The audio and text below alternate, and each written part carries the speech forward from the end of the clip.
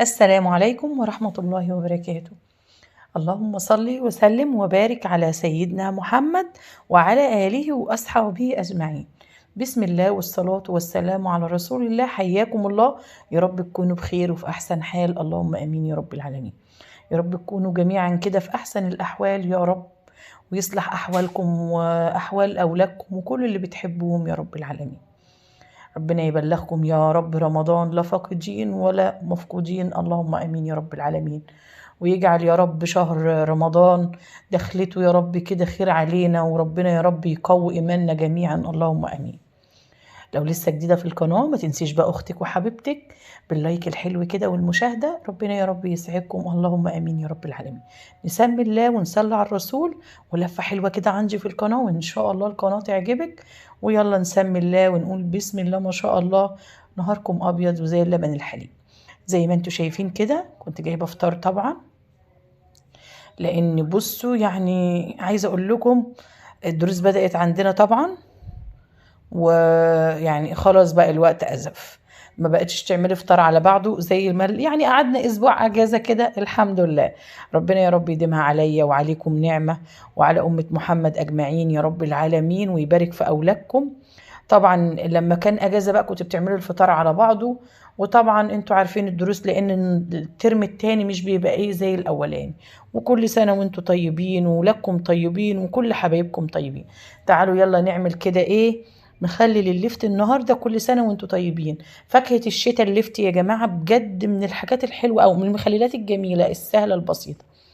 طبعا هنا ده احلى لفت، عايزه اقول لكم جميل جدا. هنا كانت البنت الله يبارك لها جابت لي اللفت بصراحه، قالت لي لفت حلو قوي هيعجبك.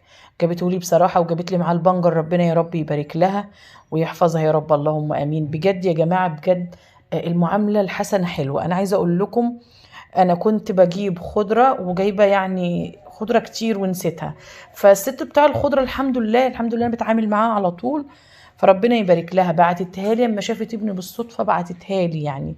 معلش ما قالتش بقى انا نسيت ماليش دعوه، لا، فالمعامله الحسنه بتقعد والحمد لله. هنا بقى مسكت الليفت طبعا ارطفته. الورق بتاعه كان جميل جدا، بس بصراحه انا مش عايزه اعمل محشي دلوقتي. لو عاوزه اعمل هم طالبين منه كرنب ان شاء الله هعمله لهم. بصوا بقى اللفتايه دي احلى احلى لفتايه، اللفتايه المدوره الجميله دي. بصوا شايفين لونه كان جبار بجد. قلت بعد ما قطعته كده وعملته بصراحه عجبني. انا كنت عماله اقول لها ايه، انا مش عايزه لفت، انا كنت عاملاه كذا مره، فقلت ايه اعمله بقى مع اخواتي وحبايبي على القناه، وتعالوا نسمي الله ونصلي على الرسول ونعمله النهارده بطريقه سهله وبسيطه. طبعا عارفاكم ان كلكم شيفات وبتعملوا احسن حاجه، ربنا يحسن ما بين ايدكم يا رب. بس ايه، احنا بنتعلم من بعضينا. يعني ماما رحمة الله عليها كانت تقول لي يا بنتي طول ما البني ادم عايش بيتعلم، فانا ماشية بمبدأها ده.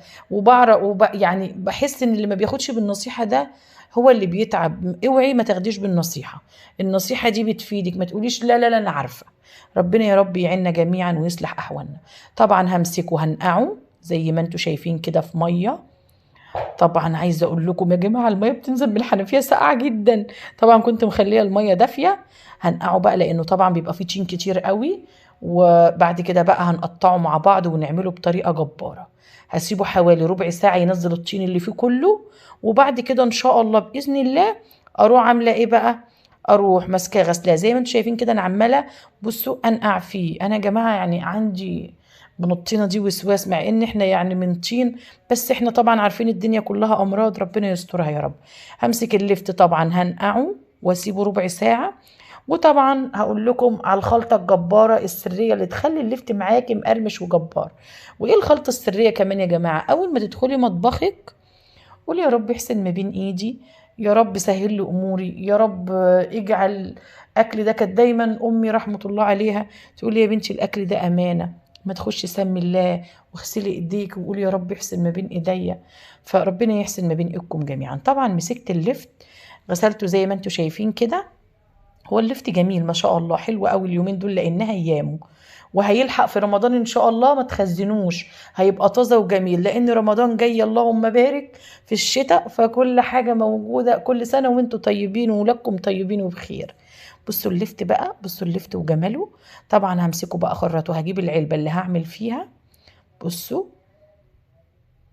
اهو، شايفين؟ عايزه بقى عندك التقطيعه اللي بتقطعي بيها ماشي، عايزه تقطعيه بالسكينه كده عشوائي قطعي، اي حاجه، سمي الله وصلي على الرسول وحاجتك هتبقى فيها بركه وزي الفل. ربنا يحسن ما بين ايدكم يا رب جميعا. بصوا بقى ما شاء الله هنقطعه كله كده. وطبعا اللفت بيتعمل بميه دافيه مش ساقعه، بميه دافيه. المعلومه دي خدتها من امي رحمه الله عليها ومن حماتي رحمه الله عليها. ماشي يا حبايبي، علشان يبقى معاك اللفت جميل ميته دافيه. وربنا يحسن ما بين ايدكم جميعا. خلص تقطيع اللفت كله.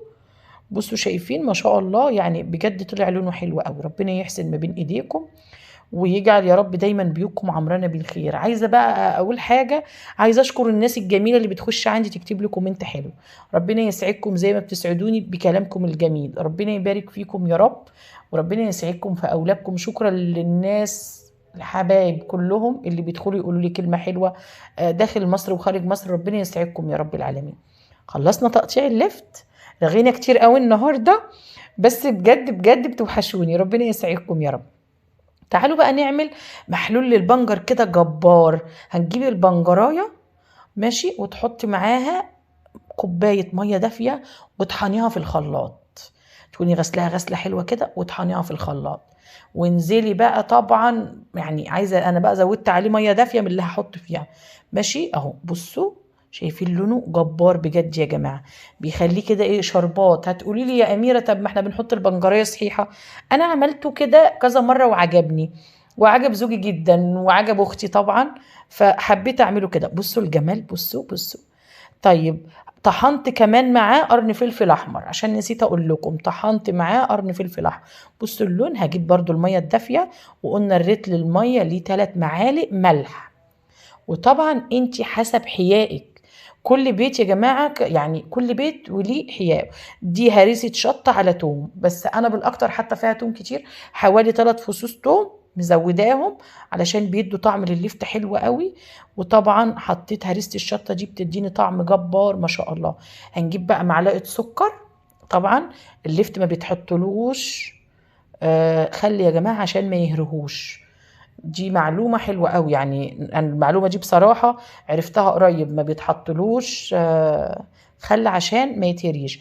طبعا هرست الشطة مع ورق اللورة مع التوم مع حبة السكر. عايزة اقول لكم هو ده عامة مادة حافظة، والسكر بيديله مادة قرمشة حلوة قوي.